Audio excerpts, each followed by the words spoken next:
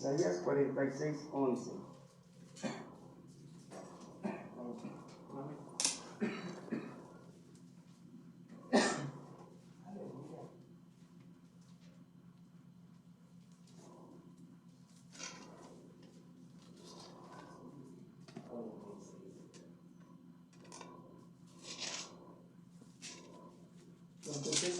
Isaías 46, 11.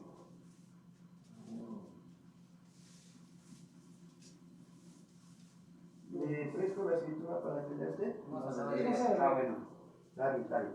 Bueno, nos ponemos de pie, hermanos, lo leemos todos juntos. Y luego, por favor, hermano Gadiel, ora usted por la palabra y damos inicio. Lo leemos todos juntos, hermanos.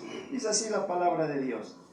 Que llamó desde el oriente al ave, Isaías 46, 11, ¿sí? Que llamó desde el oriente al ave y de tierra lejana al varón de mi consejo. Yo hablé y lo haré venir, lo he pensado y también lo haré. Bendito el nombre del Señor. Por favor. Bendito Dios poderoso, le damos gracias, muchas gracias porque nos permite estar en este lugar, Señor, escuchando su palabra, porque es su palabra la que va a ser hablada y su palabra es digna de todo crédito. Señor, bendiga a mi hermano Alberto, que es el portador de la palabra. Póngale las palabras adecuadas en su boca, Señor, y prepare nuestros corazones, nuestra mente para poderla recibir, Señor, y que no solamente seamos oidores, sino hacedores de ellas. Gracias, Señor, por el privilegio que nos da de escuchar. Gracias en el nombre de Jesús. Amén. Gracias, hermano. ¿Puedo ocupar su lugar? El tema, hermanos, del día de hoy es la caída del hombre. Puede usted preguntar si así lo desea, puede usted participar, ¿sí? Si usted así lo siente. Bueno, ¿sí lo alcanzan a ver la mayoría? Amén. Perfecto. Bueno, hermanos, es una ilustración de lo que es todo el contenido de la Escritura. Las Sagradas Escrituras inician hablando del amor de Dios, se desarrolla en el amor de Dios y concluye en el amor de Dios. La Sagrada Escritura nos habla en un inicio del Génesis, en el capítulo 3, cuando el primer hombre, la primera mujer, Adán y Eva, desobedecieron el mandato de Dios y en ese momento ellos murieron espiritualmente. El Eterno los privó de esa vida que tenía destinada para ellos. Ellos no enfermaban, no sufrían, ellos no morían físicamente, ellos no conocían el dolor, vivían en la presencia de Dios todos los días. Dice la Escritura que el Señor se paseaba en medio de ellos. Ellos hablaban con Él los escuchaba a ellos. Esa comunión tenía de origen el hombre. Esa comunión fue interrumpida cuando el hombre desobedeció el mandato de Dios de no comer de un fruto de un árbol prohibido.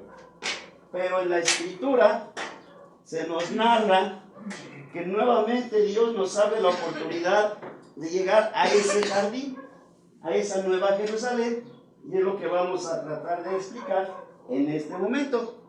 Esta gráfica, hermano, nos habla del ideal de Dios. Lo que acabamos de leer, que el Señor tiene preparado algo bueno para nosotros, así lo pensó y así lo hará. A pesar que de inicio le fallamos, a pesar que en nuestra vida le fallamos, dice la Escritura, porque de tal manera que todos pecaron y no hay justo ni aun uno, pero en ese plan del Señor, que es sabio y que busca lo mejor para nosotros, nos provee de una nueva oportunidad, nos provee nuevamente la dicha de poder llegar a esa vida eterna que en un principio perdió Adán y Eva, de gozar de la presencia, de los beneficios que nos da estar en comunión y en la presencia directa con nuestro Dios. Bien, el ideal de Dios, esto que les estoy ilustrando, después lo pueden leer con calma, es en el libro de Génesis capítulo 3. Bien, el ideal de Dios era que el hombre siempre estuviera en la presencia de Él, caminara con Él, le escuchara, le sirviera, le adorara. Pero resulta en el capítulo 3 nos ilustra que Adán y Eva pues cometieron un pecado de desobediencia. Ahí se produjo la caída del hombre. Ahora la humanidad vive en un proceso de restauración. Nosotros como iglesia estamos viviendo un periodo de gracia. Y entonces vamos nosotros camino, estamos en un proceso de ser restaurados. Perdimos el ideal de Dios, pero estamos en un proceso de restauración del ideal de Dios. Bien, vemos aquí en la ilustración que de un inicio Dios ha provisto de varias etapas. En la época de Abraham había ofrendas, que eran sacrificios, que el oferente compraba un cordero sin mancha de un año cabrío, lo llevaba ante el sacerdote ponía la mano en la cabeza del animalito y simbolizaba que los pecados de esa persona se transmitían a ese animal. Ese animal era degollado en un altar, se regaba la sangre que era símbolo tipo de la sangre de nuestro Señor Jesucristo, y en ese momento eran, gracias hermano, eran cubiertos sus pecados. Después de ahí pasamos al tiempo de Moisés. En la época de Moisés, nuestro Señor, el creador de los cielos y la tierra, le dio a Moisés, el libertador del pueblo de Israel, 2 tablas de piedra, dice la escritura, escritas con su dedo, que contenían los 10 mandamientos que se encuentran en Éxodo 20, que siguen vigentes para nosotros hasta el día de hoy. A este proceso se le llama el tiempo de la ley. Estos mandamientos, hermanos, era como hoy en día decir, no tomo esto, este objeto no es mío. Tengo oportunidad de tomarlo y de llevarlo. En la ley era decir, no lo tomo porque me van a encerrar. No lo tomo porque me van a castigar. Eso era en el tiempo de la ley. Ellos obedecían más por temor que por amor a Dios. Luego de ahí vino la época que estamos viviendo nosotros del año. Hoy se divide la historia antes de Cristo y después de Cristo. Después de la crucifixión, el año 1, el año 2, el año 3, después de Cristo. Nosotros estamos en esta época, hermanos, en este espacio, en este proceso en que ahora nosotros no tenemos acceso al Padre por medio de su gracia. Y nuestro Señor Jesucristo nos retrata su vida, su ministerio, sus milagros, sus hechos en los 4 evangelios. Bien, para llegar a este proceso de restauración, por favor, un voluntario que lea Juan 16:25 y otro hermano voluntario Juan 16:12. Por favor. Estas cosas os he hablado en alegorías. La hora viene cuando ya no os hablaré por alegorías, sino que claramente os anunciaré acerca del Padre. Gracias, hermano. Y Juan 16:12. Aún tengo muchas cosas de deciros, para ahora no las podéis sobrellevar. Gracias, hermano. Nosotros estamos en los tiempos finales, de acuerdo a la Escritura, donde el Señor ahora nos describe, nos revela, quita el velo, hermanos, de esos símbolos, de esas parábolas, de esas alegorías. Como lo que acabamos de ver, el Señor ya no nos hablaría más por símbolos, Él nos haría conocer, dice que aún lo más oculto, que no ha llegado al corazón del hombre, es lo que Dios ha preparado para aquellos que le aman. Cuando nuestro Señor Jesús hablaba en su ministerio terrenal con parábolas, era porque había personas que lo seguían, pero no por amor, no por un amor genuino, por lo que Él hacía por ellos, demostrarles el camino a Dios de una manera pues desinteresada, de una manera de acercar al hombre en la comunión con su Padre. Muchas personas no lo seguían de una manera pues sana, de una manera genuina, puesto que lo vemos, por ejemplo, para hacer una ilustración, cuando Él llamaba a sus discípulos cuando él llamaba a las congregaciones, o las congregaciones se agolpaban a él para escucharle, recordemos que él en alguna ocasión hizo un milagro que convirtió 5 panes y 2 peces para alimentar a una multitud. Entonces mucha gente, ¿qué era lo que hacía?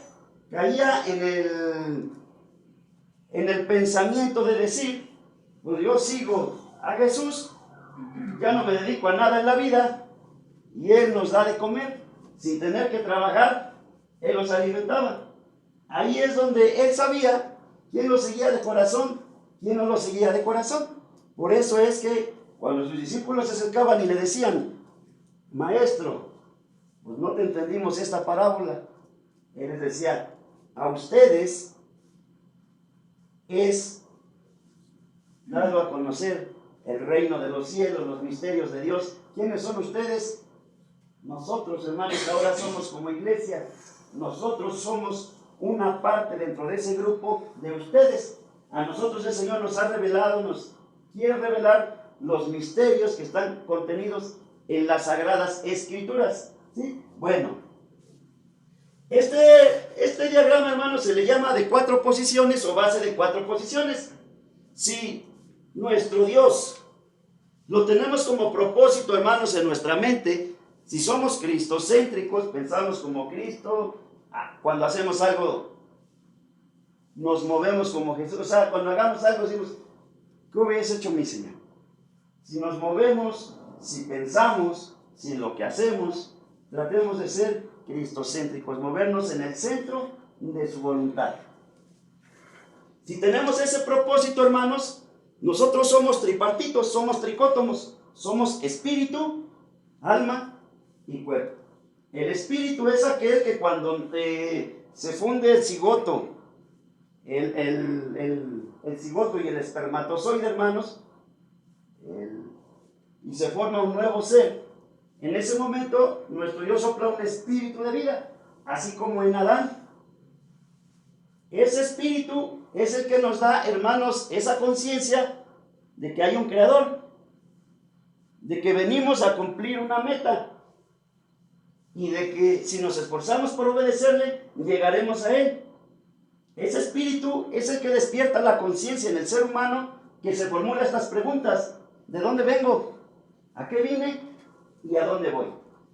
El alma, hermanos, cuando se funde el espíritu y esa parte natural, esa parte carnal, en ese momento irradia, inicia, nace el alma. El alma es lo que en nuestra parte es eterna. El alma es este cuerpo, lo que vemos, la sangre, tendones, huesos, tendones, piel. Es el cuerpo físico es el vehículo del alma. A donde quiere ir el alma es espiritual, la lleva el vehículo, que es nuestro cuerpo. Entonces nosotros somos tricótomos, espíritu, alma y cuerpo. Bien, el propósito de Dios, hermanos, si nosotros nos llenamos de su palabra, vamos a tener conectada nuestra mente y nuestro cuerpo. ¿Sí? Si nuestra alma quiere ir a hacer la voluntad de Dios, nuestra alma quiere venir a adorar a Dios, nuestra alma quiere obedecer a Dios, si están conectadas la mente y el cuerpo, se une, miren, se une la mente, el cuerpo con el propósito de Dios, como resultado viene a dar un hombre perfecto. Si la mente y el cuerpo están centrados en la voluntad de Dios, como resultado final es un hombre perfecto. Recuerda que en una lección pasada leímos Romanos, cuando decía que el apóstol Pablo, queriendo hacer el bien, hacía el mal que no quería, y reconocía que había una ley interna en él que se oponía a la voluntad de Dios, y él lo llamaba pecado. Perfecto. Entonces, hermanos, un hombre perfecto. ¿Quiere leer, por favor, que un voluntario, hermano, que lea lo azul? Hombre de carácter mentalizado en Dios, hombre perfecto, hombre centralizado en el bien. Bendito sea el nombre de nuestro Dios. Bien, hasta aquí alguna pregunta, hermanos, algo que quieran aportar, preguntar. Me estoy dando a medio entender. ¿Sí? Bueno. Dentro de una ilustración, hermanos, asemejémonos que somos como una jarra. Nosotros somos como una jarra para poder ilustrar el principio de Dios. Bueno, bien, nosotros somos como un recipiente, hermanos. Un recipiente es sinónimo de recipiente. Es alguien que recibe, es algo que recibe. Nuestro Dios nos creó para recibir su amor. ¿Qué es lo que estamos recibiendo acá, hermanos? De parte de Dios, de parte del hermano Gabriel, de parte del hermano Pascual, de parte de nuestro hermano. ¿Qué es lo que recibimos? Amor. ¿Qué recibimos en comunión unos con otros? Amor. Cuando leemos la Escritura, cuando nos enseñan la Escritura, hermanos, cuando meditamos en la Escritura, Dios nos está dando su verdad. Y, hermanos, también, si nos da de su amor y de su verdad, viene acompañados con principios universales. Dios quiere darnos a nosotros, llenarnos de amor, de su verdad y de principios universales. Entonces, ¿quién quiere leer, por favor? El hombre fue aquí, un voluntario. El hombre fue creado para ser un recipiente de amor de Dios. Otro hermano, por favor. Recipiente, recibir. Recipiente significa recibir. Recipiente significa recipiente. Otro hermano, por favor. El hombre fue creado para tener contenido espiritual. Internamente debe tener un valor espiritual único y absoluto. Otro más, por favor. Seríamos la imagen del Dios vivo. Este contenido nos haría estar siempre inspirados y tener un propósito, una visión, un ideal, estar siempre inspirado. Otro más, por favor. Deberíamos recibir y contener el amor y la verdad de Dios. Gracias, hermano. Pero ¿qué pasaría que esa jarra, hermanos, ese recipiente se cae y se le hace un agujero? Nuestro Dios aquí dijimos que nos quiere llenar de tres cosas. ¿Cuáles son? De amor, propósito, visión y ideal. Atrás. Amor, verdad y amor, verdad y sus principios universales. Ahorita vamos a explicar los principios universales. El Señor nos quiere llenar de su amor, de su verdad y de sus principios universales. Si este recipiente se cae y se le hace un orificio, se va a estar llenando del amor, la verdad, los principios universales, por ahora tiene un doble propósito. Tiene un propósito de recibir, pero tiene un propósito contradictorio de perder, de vaciar su contenido espiritual. Entonces, este recipiente, si tiene un agujero y por aquí se le sale el amor, la verdad y los principios universales, no va a ser un hombre verdadero, no va a ser un recipiente verdadero, un recipiente útil. Es como, ¿quién de nosotros le gustaría tener por pareja, o por socio, o por amigo, o si tenemos una empresa, un taller, un negocio, contratar a algún ayudante, como decimos, a un chalán, alguien que pierde contenido espiritual o que no tiene contenido espiritual? Podrá ser muy sincero, pero en cualquier momento esa persona va a fallar y nos puede incluso hasta traicionar, porque no es fiel a sus ideales, porque no es fiel a sus principios. Así que, por favor, ¿quién lee esta parte? Imaginemos que ese recipiente cae, se le hace un orificio y empieza a regar su contenido. Ahora tiene un doble propósito. Por un lado, el propósito de contener, por otro lado, tiene el propósito de derramar. Un propósito contradictorio, uno anula al otro. Ahora aquí. Este orificio es un elemento que está de más, no deberían estar, anula y destruye su valor original. En él hay un elemento que está de más. En el hombre hay un elemento que está de más, el impulso del hombre a realizar el mal. Aquí. Perdiendo constantemente su contenido, hace que el hombre se sienta miserable.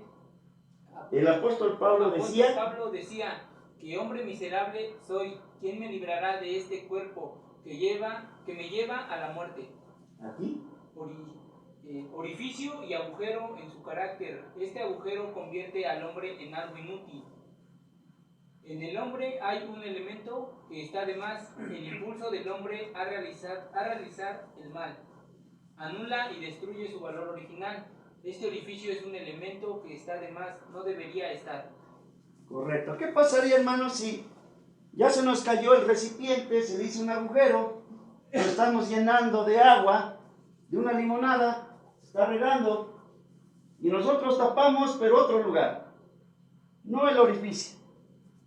Ponemos el dedo en otro lugar, ¿qué pasaría? Y sigue vaciando. Entonces, aquí el detalle es reconocer el origen del mal, reconocer por dónde se está vaciando nuestro contenido espiritual.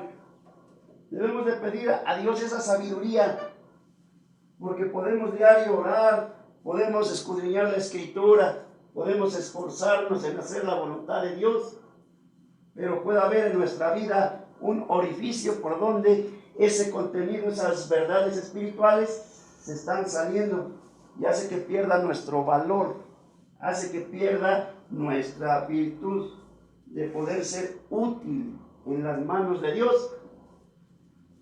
Es como este vaso, miren, si tenemos cuatro vasos más pequeños, podemos vertir este contenido. Esta es agua limpia, es el amor de Dios. Él dice que nos llevará a esos ríos. Bueno, nuestro Jesús dice que es esos ríos de agua viva. Si nosotros que somos este recipiente nos llenamos del amor de Dios, si ponemos 4 vasos más pequeños podemos vertir y los vamos a llenar. ¿Por qué? Porque este vaso está lleno del amor de Dios. Este vaso no podría dar lo que no tiene, hermanos. Es cuando se ve una persona de un carácter afable, de un carácter dulce, alguien que tolera, alguien que soporta, alguien que está dispuesto a enseñar, alguien que está dispuesto a ayudar, alguien que está dispuesto a ponerse en el lugar del otro, alguien que está dispuesto a ceder incluso algo de su propiedad, con tal que el otro esté bien, con tal de ayudar a su prójimo. Como ilustración, hermanos, el día de ayer en el trabajo, un chofer de pipa, pues de este tamaño, llegó muy agresivo con su servidor.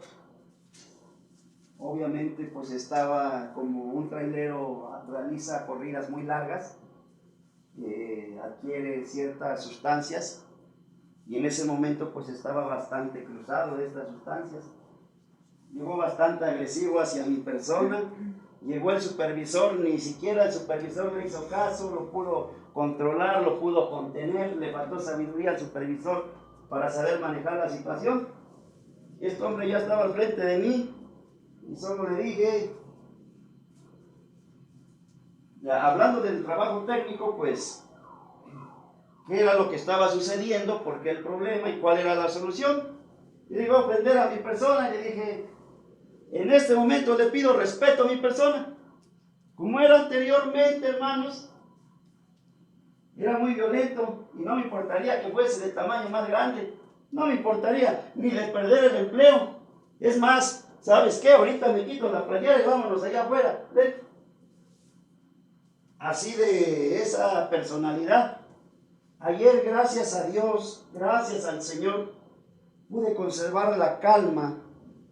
Me paré frente de él sin retroceder ni un paso atrás, mirándolo a la vista, la mirada, la voz no me tembló, sentí paz, sentí tranquilidad. En el momento en que esa persona me dijo muchísimas groserías y me dijo, ahorita te voy a, bueno, que me iba a golpear y muchas cosas.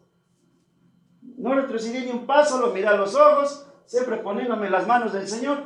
Me di cuenta que no tuve ese ímpetu, ese deseo de contestarle en el mismo tono altanero, con las mismas groserías, ni de siquiera tirarle un golpe. Y yo sabía que él en su estado, ardía en rabia y su deseo era de desahogar aquella furia que tenía tirándome algún gol. Tampoco lo hizo porque el Señor me protegió, el Señor me resguardó, me conservó la tranquilidad, la paz, sabía que estaba seguro y que no me iba a tocar. Finalmente retrocedió, después llegó muy tranquilo, dice, vengo por mi credencial, me voy. Esta es una ilustración, hermanos, de que si nos esforzamos en llenarnos del amor, la verdad y los principios universales, vamos a poder cambiar. Hablo de mí, me tipifico a mí mismo. Ese hombre bestia que era yo, ahora el Espíritu de Dios es el que lo transforma. El Señor, recordemos que renueva nuestra mente, regenera el hombre interior, regenera nuestros pensamientos y reforma nuestras acciones, hermanos.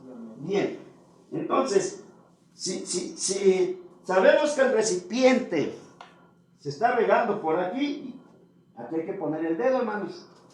Si le dejamos puesto el dedo acá, no se va a vaciar. Si le dejamos puesto el dedo donde está el orificio, miren, ¿qué hace experto a un maestro? ¿Qué hace experto a alguien que tiene un taller de X, de herrería, de carpintería? ¿Qué lo hace experto, hermano? Profesor, ¿qué lo hace experto?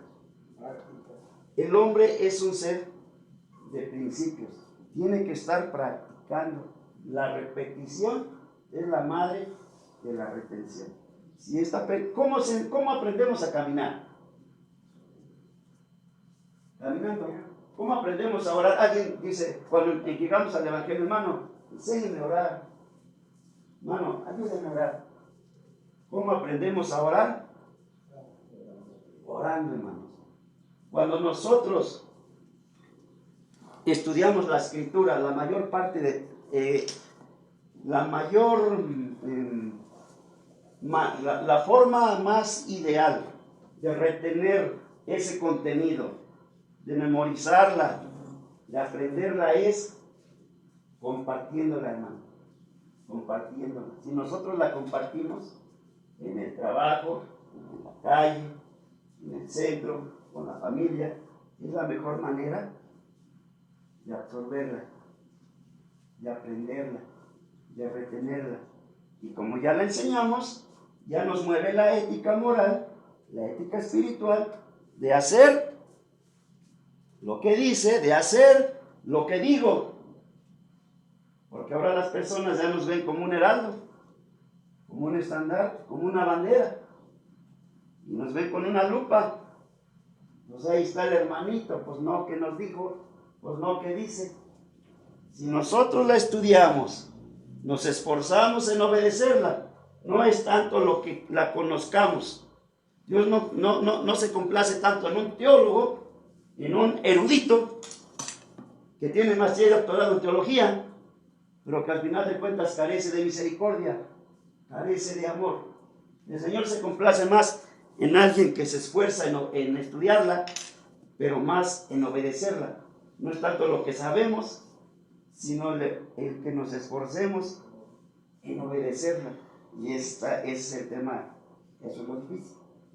Y cuando nosotros empezamos a pregonar el Evangelio de Jesús, entonces ahora ya somos como unas cartas abiertas leídas por todos los hombres. Ya tenemos la responsabilidad de hacer lo que platicamos, lo que enseñamos. ¿Sí? ¿Hasta aquí alguna pregunta, algún comentario, hermanos? Perfecto. A ver, ¿quién por favor continúa leyendo aquí? Dice, quien no ha sentido la falta de contenido interno, podríamos confiar en una persona que está en una contradicción constante. Este hombre puede ser sincero, pero en cualquier momento puede fallar a su ideal. Este hombre está vacío, pierde su contenido, queriendo hacer el mal. El hombre pierde su energía y el hombre vive vacío y siente que no tiene valor. Debemos localizar el origen del mal en nuestra vida. Ese agujero. Bien, pues, miren, respecto a los principios universales, ¿qué pasaría, hermanos, si aquí hay un contacto? Acá está el contacto. Cuando se construye una casa es necesario, pues, proveerla de energía eléctrica. Pero tenemos niños pequeños. Les vamos a decir, no metas la tijera, tu dedito, tu juguete, la llave al contacto. Le vamos a anticipar. ¿Por qué, hermanos? ¿Por qué creen? A un niño de 3, a un niño de 6 años. Por precaución. Por precaución. Si estudiamos estadísticas, hermanos, de cuántas personas han muerto electrocutadas, yo creo que son muchas a nivel mundial. La electricidad personas han muerto al no manejar como se debe la electricidad en las fábricas. Técnicos electricistas han fallecido recibiendo descargas fuertes eléctricas.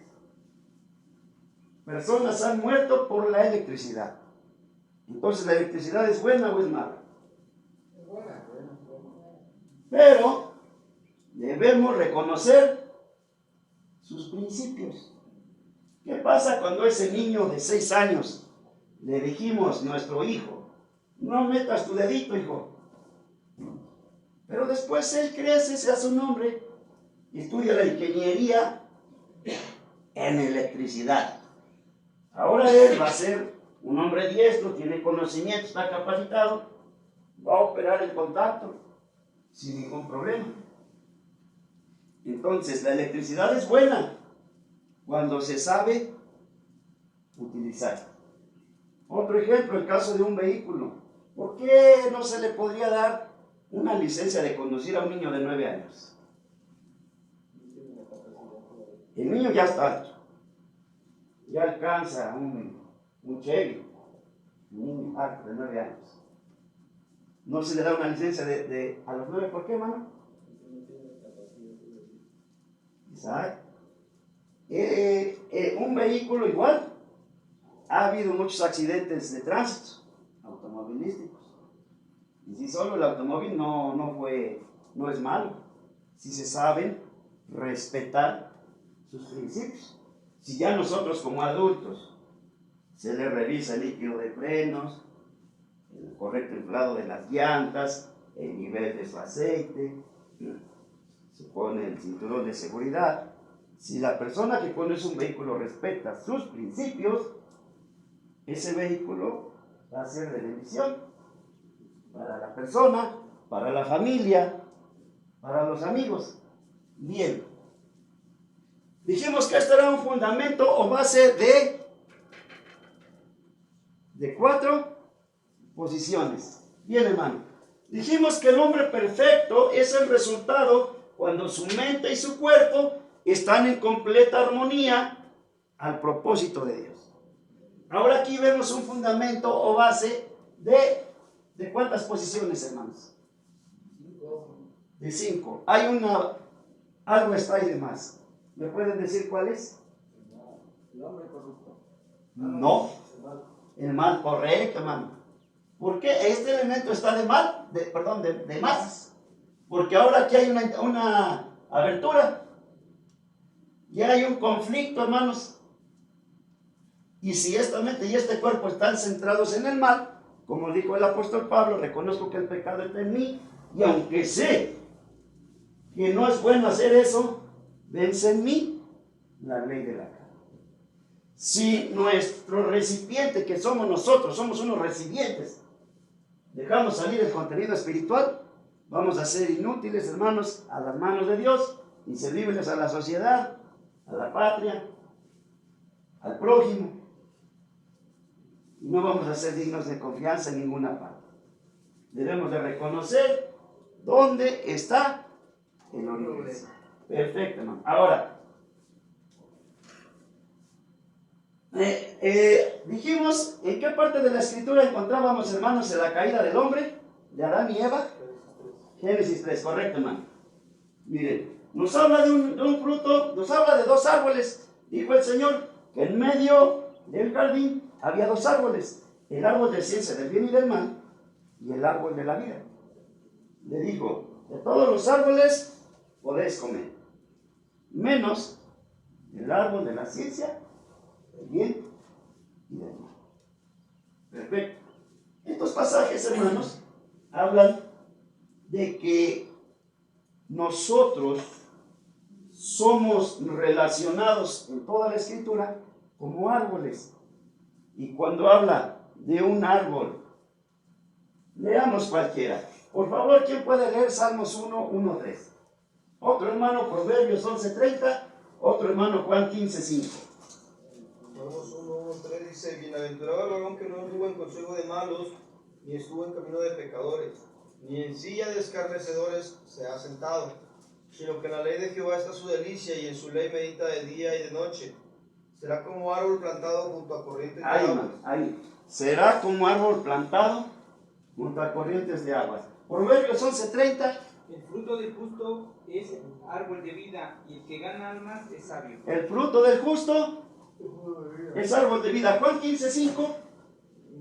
Yo soy la vida, vosotros los pámpanos, el que permanece en mí y yo en él, este lleva mucho fruto, porque separados de mí no podéis hacer nada. Gracias, hermano. Una rama, mientras esté unida al tallo, va a producir fruto.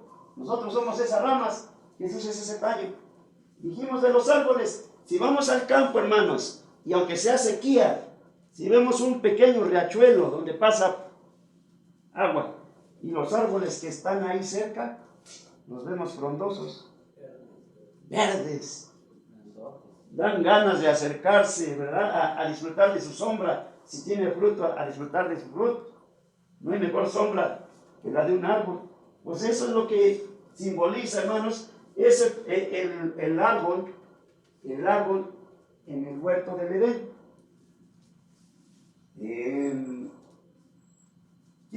Por favor, ¿quién lee Proverbios 13, 12, 13? Amén. La esperanza que se demora es tormento del corazón, pero el árbol de la vida es el deseo cumplido. El que menosprecia el precepto perecerá por ello, mas el que teme al mandamiento será recompensado. Gracias, hermano. Bien. Pues aquí se originó el pecado, hermanos. Nuestro Señor nos ilustra que somos esos árboles, que es un sinónimo de hombre justo, que es un sinónimo de hombre piadoso. Sí, nos esforzamos en hacer la voluntad de Dios. Bien, miren. Y dice que estaban en medio del huerto. El centro, hermanos, quiere decir dominio. ¿Por qué? Porque Adán, Dios lo puso para dos cosas: para cuidar, para labrar y para cuidar el huerto.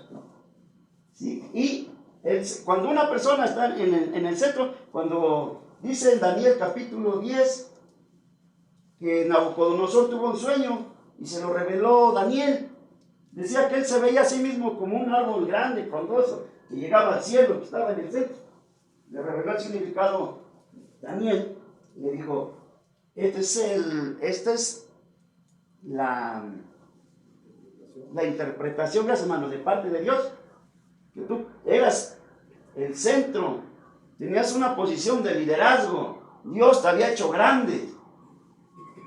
Eso quiere decir, cuando dice que están en el centro del huerto del Edén, es un centro, miren, esto es un centro geométrico. En una comunidad, ¿a qué se le denomina el centro? ¿Qué hay en el centro? La iglesia. La cancha, exacto. Y no necesariamente tiene que estar en el preciso centro. Es el centro de una comunidad. Este cuadro nos ilustra un centro geométrico. Hacemos dos directrices y donde se intersectan, ese es un centro geométrico. No, la escritura dice un centro ¿cómo les dije que este era?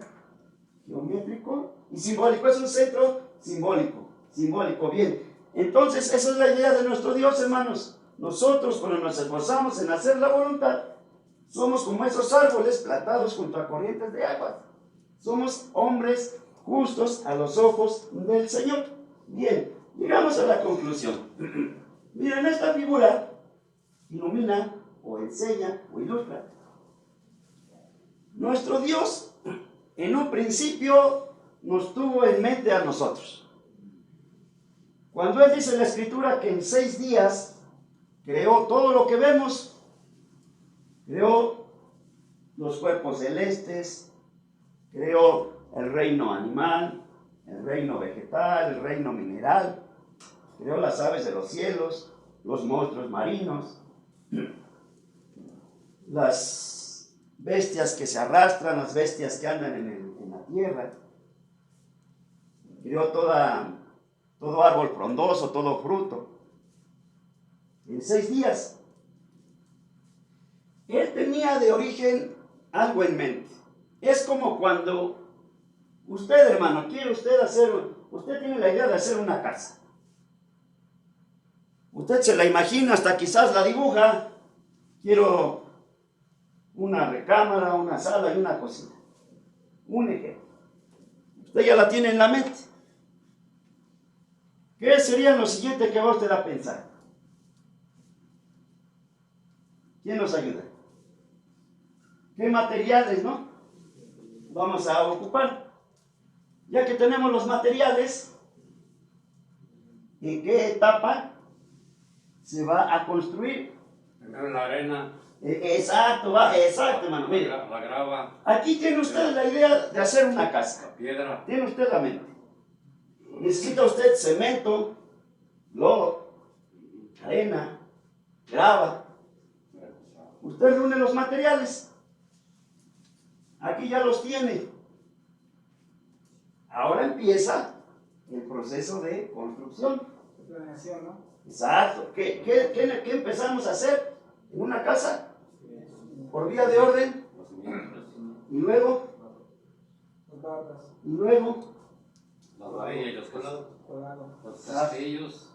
y vamos a tener en lista, en mente, hasta el tornillo más pequeño que vamos a ocupar en la chapa, que vamos a ocupar para la toma de agua potable. Usted tuvo la idea de hacer una casa al inicio, reunió los materiales, la empezó a construir y al final usted ve la casa que tenía en mente de origen. Usted tiene su idea y lo último que aparece es su idea realizada. Así mismo pasó en el propósito de Dios. Él pensaba en nosotros como seres humanos. Nosotros somos valiosos, hermano. Él nos dio todo lo que vemos. Adán lo puso como el sello de la creación, como la corona de la creación. Como seres humanos somos la mayor obra de ingeniería en los kilómetros de venas que tenemos, en los millones de células que tenemos, hermano. En la vida que está en la sangre, que puede dar vida a otra persona. Cuando tomamos una mandarina, hermanos, viene envuelta en un regalo. Damos la cáscara, que es como una envoltura de regalo. Tomamos un gajo y está el tamaño de la boca. Y la disfrutamos. Y la saboreamos. Amén. Todo lo que Dios hizo, hermano, fue perfecto. Y fue creado para nosotros. Y fue creado por nosotros. En un principio, hermanos, Adán, él podía volar. Cuando dijo que a él le iba a dar le dio el derecho de ponerle nombre a todos los animales. ¿Por qué? Él con tan solo ver el animal, podía ver su constitución molecular y de acuerdo a sus características propias de ese animal, él le otorgaba un nombre. Tú te vas a llamar águila. Y él podía volar y iba a la par del águila, antes de su estado caído. Se podía zambullir en el océano y veía las características de una ballena y tú te vas a llamar ballena. Él tenía esa capacidad, hermano. Él se podía desplazar. Él no se enfermaba, no sufría, no lloraba. Pues Dios nos quiere regresar a esa condición antigua, a esa condición original. Nosotros estamos en un proceso ahorita, hermanos, cuando nosotros vemos la luz por primera vez, nacemos en un hospital, empezamos a morir. Nuestro reloj biológico de los años que Dios nos tenga contemplados, empezamos a morir, empezamos a decrecer, nos empezamos a oxidar. Cuando nosotros cerramos los ojos, nos tienden en un féretro, nuestro espíritu vuelve a Dios que lo dio. Nuestra alma, dependiendo de lo que hayamos hecho con ella, daremos cuenta ante Dios. Nuestra alma es eterna. Dice la Escritura, solo hay un cielo o un infierno, no hay más. Y pues nuestro cuerpo, dice la Escritura en Génesis, que vuelve al polvo, del cual fue tomado. Entonces, en ese momento, hermanos, cuando nosotros cerramos nuestros ojos, sale nuestro espíritu, sale nuestra alma, se dice que se produce la muerte. Es la separación del alma y el cuerpo. Pues en ese momento empezamos a vivir. En ese momento, hermanos, empezamos a disfrutar de la presencia del Señor, de la gloria del Señor. Lo vamos a ver cara a cara tal cual es. Ya no va a ser necesario de tener un sol como un astro celeste como hoy. Dios nos proveyó hasta de un sol, hermanos. Que miren, está a una distancia perfecta de la tierra, que si ese sol se acerca nos quema, ardemos. Si ese sol se aleja, morimos de frío. Hasta en ese mínimo detalle. La luna, hermanos, el resplandor del sol en la luna hace que nos ilumine en la noche.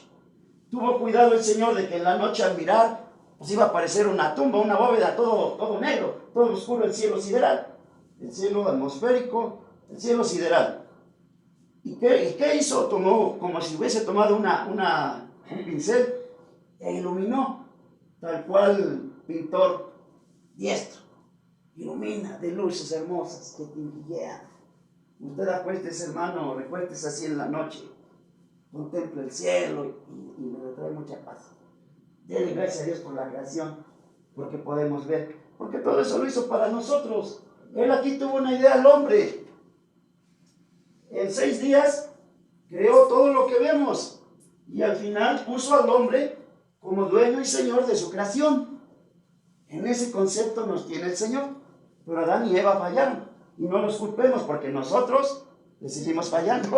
No podemos decir, si yo hubiera sido Adán, yo no. Estábamos igual, hermanos, le fallamos al Señor.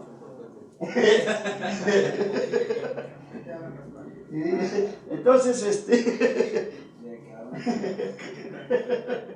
ahora, concluimos, hermanos, por favor. ¿Quién lee Romanos 1, 21 al 25? Otro hermano, lea Lucas 8, 10. Gloria sea nuestro Dios. Lucas 8, 10 y otro hermano, Romanos 1, del 21 al 25. Lucas 8:10 Ajá. dice, y él dijo, a vosotros os es de conocer los misterios del reino de Dios, pero a los otros por parábolas, para que viendo no vean y oyendo no entiendan. ¿Quién le pudo haber entendido algo de lo que acaba de leer? Lo que ustedes puedan aportar. A lo que acaban de leer, a ver, por favor, hermano, vuelvan usted a leer. Y él dijo, a vosotros os he dado conocer los misterios del reino de Dios, pero a los otros por parábolas, para que viendo no vean y oyendo no entiendan. No, es Lucas 8:10 lo que está leyendo el hermano. Y el otro es Romanos 1, del 21 al 25. ¿Qué es lo que pueden aportar, hermanos, de acuerdo a esta interpretación? Lo que ustedes le entiendan. El principio de la hermenéutica, hermanos, dice en Nehemías que cuando él leía, o Esdras, no recuerdo, cuando él se paraba enfrente del pueblo y leía la escritura, decía que todos ponían el sentido figurado de lo que entendiese. Amén. El sentido es el principio de la hermenéutica, la correcta interpretación de la escritura. Ahorita nosotros participamos en una lluvia de ideas, hermanos, ¿vale? ¿Qué es lo que más podemos entender de ese pasaje? Hermano Alberto, por favor, vuélvanos usted a leer Lucas 8:10. Dice, y él dijo, a vosotros os he dado conocer los misterios del reino de Dios, pero a los otros por parábolas, para que viendo no vean y oyendo no entiendan. Una parábola, hermanos, es una enseñanza que encierra elementos simbólicos, elementos literales, que al final, por medio de una moral, por medio de una fábula, nos trae un aprendizaje. Nuestro Señor Jesús usaba las parábolas porque la parábola es algo que capta la atención. Está la parábola de las 10 vírgenes, la parábola del hijo pródigo, la parábola del sembrador, por citar algunas. Esa es una parábola, es una enseñanza que nos trae una verdad espiritual. Pero para que la podamos interpretar, necesitamos tener un espíritu humilde a la Escritura, a Dios.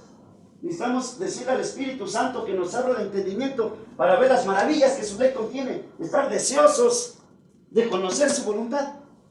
Aquella persona que se acerca a Jesús con esa fe, con ese deseo, con esa humildad, el Señor nos enseña lo que está aquí en la Escritura y lo podemos entender. Nos ilumina para entender el texto. Esa es la iluminación. Usted le llama poderosamente la atención. Y si usted todos los días lee el mismo texto, y si todos los días tiene esa dependencia de Dios, todos los días le va a enseñar algo nuevo. Ahí nos está iluminando.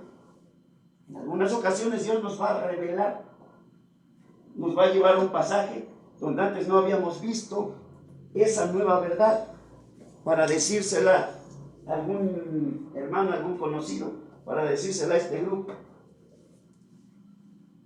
Y nos va a dar esa capacidad de interpretar. Ahora nosotros somos aquel grupo que dice que ya no nos hablará en alegorías, en parábolas, en símbolos, sino tal cual, cara a cara. Él nos declara a nosotros a través de su Espíritu Santo, hermanos. Y podemos entender esas verdades. Sintámonos dichosos, hermanos, porque podemos entender todo esto. Se nos enseñó en el catecismo que el fruto, ¿qué es? No manzana. Pero la Escritura no dice que sea una manzana. No, es prohibido. Dice de un fruto. Y si vamos a... exacto. Ahora, ¿a usted, quién le reveló lo que acaba de decir? El Espíritu Santo. Porque usted, por muy bueno que sea, no puede llegar a ese nivel de interpretación. Siéntase dichoso, hermano, porque tiene la unción, la luz del Espíritu Santo. Y Él quiere llenarlo a usted todos los días de su vida. Siempre, hermano. Que sea usted este recipiente lleno, que esté usted dispuesto a dar. Entonces, ahora el otro pasaje, Romanos 1, 21 al 25, por favor. 21. Romanos 1, 21 al 25. Dice, pues habiendo conocido a Dios, no le glorificaron como a Dios, ni le dieron gracias, sino que se hicieron vanos en sus pensamientos, y su necio corazón fue entenebrecido. Profesando ser sabios, se hicieron necios, y cambiaron la gloria de Dios incorruptible, es semejanza de imagen, de hombre corruptible, de aves, de cuadrúpedos y de reptiles, por lo cual también Dios lo entregó a la inmundicia en las concupiscencias de sus corazones, de modo que deshonraron entre sí sus propios cuerpos, ya que cambiaron la verdad de Dios por la mentira, adorando y dando culto a las criaturas en lugar de al Creador, el cual es bendito por los siglos. Amén. Gracias, hermano. Dice que aquel que no quiere saber nada de Dios, que se aparta de Dios, que reniega de Dios, Dios le entrega una mente reprobada. ¿Ustedes qué piensan si hoy en día una persona de 54 años dice, tiene una esposa y dos hijas?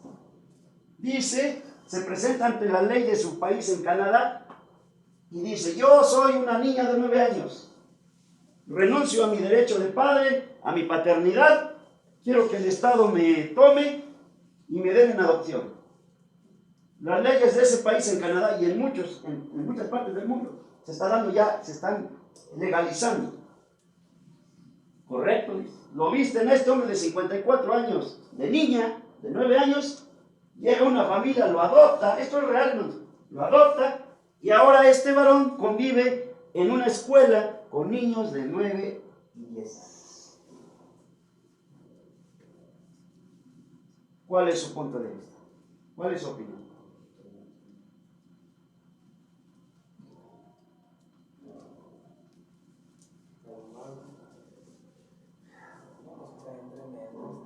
Cómo se ha corrompido la humanidad, se ha perdido la deidad de Cristo, ¿no? Se ha perdido la identidad. Sí, hermano, es lo que acabamos de leer. Lo triste es que ya son naciones,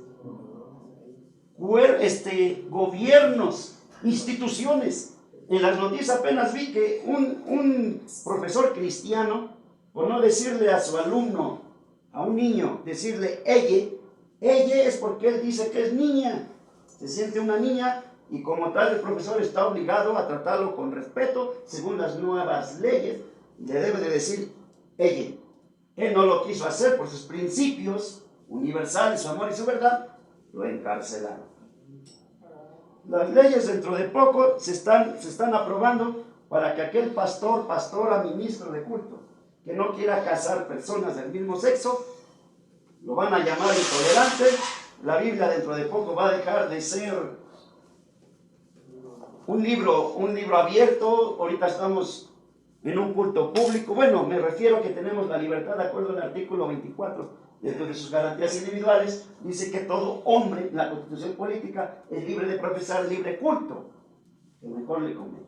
Dentro de poco esta libertad se va a acabar. Ya no vamos a poder portar la Biblia con libertad. Vamos a tener que hacerlo escondidas, hermanos, como era antes en las catacumbas, en cuevas, con claves. Y aquel que le vean una Biblia, si no renuncia a ello, le van a desprender su cabeza. Esos tiempos ya lo estamos viviendo. Acabamos de leer ahí. El que se alejó de Dios, el que rehuyó de Dios, el que lo negó, el que lo escupió, Dios lo entrega a una mente reprobada. Y ahora lo malo le dice bueno, y ahora los buenos a nosotros nos dicen intolerantes, que no tenemos amor, que este libro es de odio, porque no tolera ese tipo de filosofías huecas y vanas. Si estamos los dichosos, hermanos, y bienaventurados, porque como ahorita lo acabo de manifestar, hermanos, si no tuviéramos al Espíritu Santo dentro de nosotros, sobre de nosotros, en una cobertura, en una unción, no seríamos capaces ni de permanecer acá, ni de soportar estar aquí, al frente, ni de deleitarnos.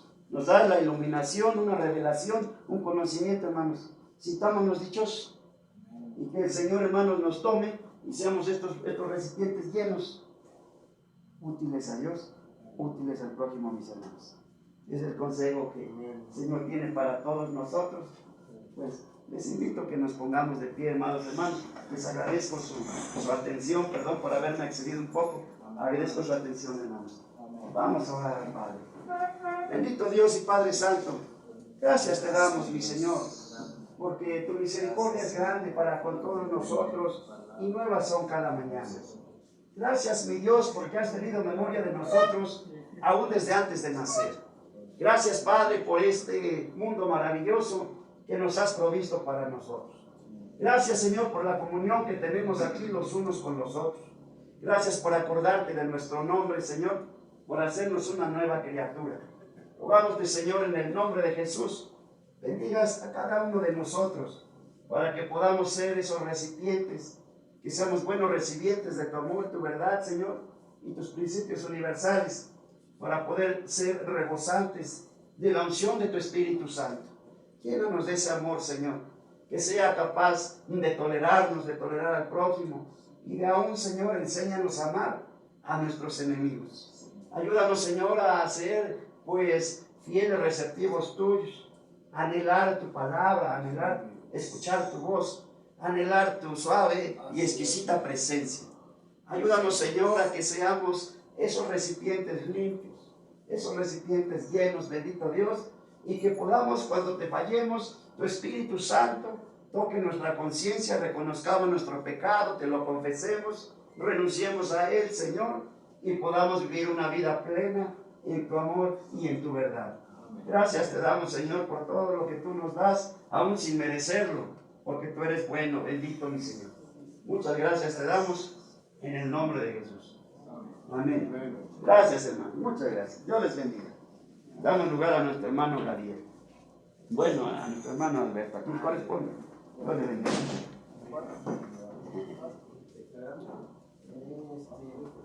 Vamos a orar, hermanos, para despedir este culto. Padre,